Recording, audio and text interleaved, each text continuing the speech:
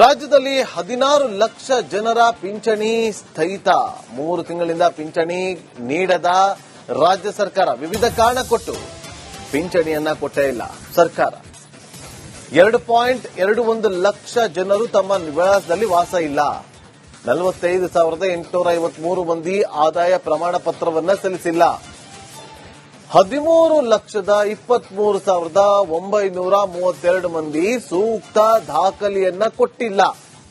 ಬೆಳಗಾವಿ ಜಿಲ್ಲೆಯಲ್ಲಿ 1,38,215 ಜನರಿಗೆ ಕೋಕನ್ನ ಕೊಡಲಾಗಿದೆ. ಇನ್ನು ಮೈಸೂರಲ್ಲಿ 1,06,305 ಜನರಿಗೆ ಪಿಂಚಣಿ ಸ್ಥಗಿತ ಆಗಿದೆ. ರಾಯಚೂರಲ್ಲಿ 90,995 ಜನರಿಗೆ ಕೋಕನ್ನ ಕೊಡಲಾಗಿದೆ. ದಾವಣಗೆರೆ ಜಿಲ್ಲೆಯಲ್ಲಿ 95,297 ಜನರ ಪಿಂಚಣಿ ಸ್ಥಗಿತ ಆಗಿದೆ. ಕೋಲಾರದಲ್ಲಿ ಈಗ ಪಿಂಚಣಿಗಾಗಿ ಜನ ಪರದಾಡ್ತಿದ್ದಾರೆ.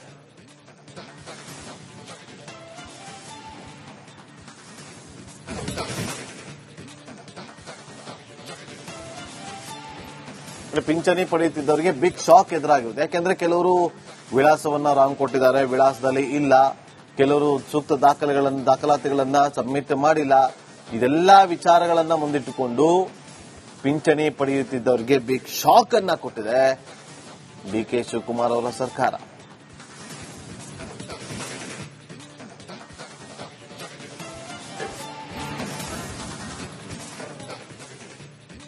ನೋಡಿ, ಯಾವ ಜಿಲ್ಲೆಯಲ್ಲಿ ಎಷ್ಟು ಜನರಿಗೆ ಈಗ ಕೋಕನ್ನ ಕೊಡಲಾಗಿದೆ ಅಂತ ಹೇಳಿ ನಂಬರ್ ಅನ್ನ ಕೂಡ ನೀವು ನೋಡ್ತಾ ಇದ್ರಿ. ಬೆಳಗಾವಿಯಲ್ಲಿ 1,38,000 ಜನ,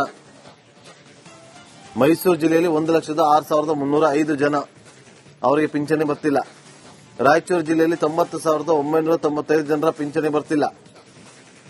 ಇನ್ನು ದಾವಣಗೆರೆ ಜಿಲ್ಲೆಯಲ್ಲಿ 95,297 ಜನರಿಗೆ ಸ್ಥಗಿತ ಆಗಿರೋದು. ನಾನಾ ಕಾರಣಗಳಿಂದಾಗಿ ಸ್ಥಗಿತ ಮಾಡಲಾಗಿದೆ ಅಂತ ಹೇಳಲಾಗ್ತಾ ಇದೆ.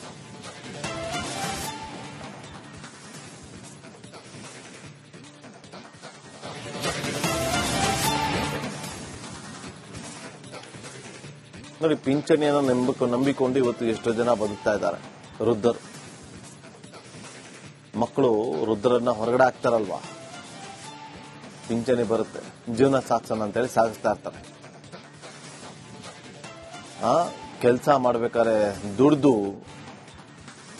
ಅವಾಗ ಕಟ್ಟಿದಂತ ಹಣ ಪಿಂಚಣಿ ಈಗ ಇದು ಬೇರೆ. ನೋಡಿ, ಸರ್ಕಾರ ನಾವು ಕೊಡ್ತೀವಿ ಅಂತ ಹೇಳಿದ್ದು, ಪಿಂಚಣಿ ಕೊಡ್ತೀವಿ ಅಂತೇಳಿ ಹೇಳಿಕೊಂಡಿದ್ದು, ಗ್ಯಾರಂಟಿ ಕೊಟ್ಟಿದ್ದು, ಈಗ ವೃದ್ಧರಿಗೆ ಸಿಗ್ತಾನಿಲ್ಲ ಪಿಂಚಣಿ.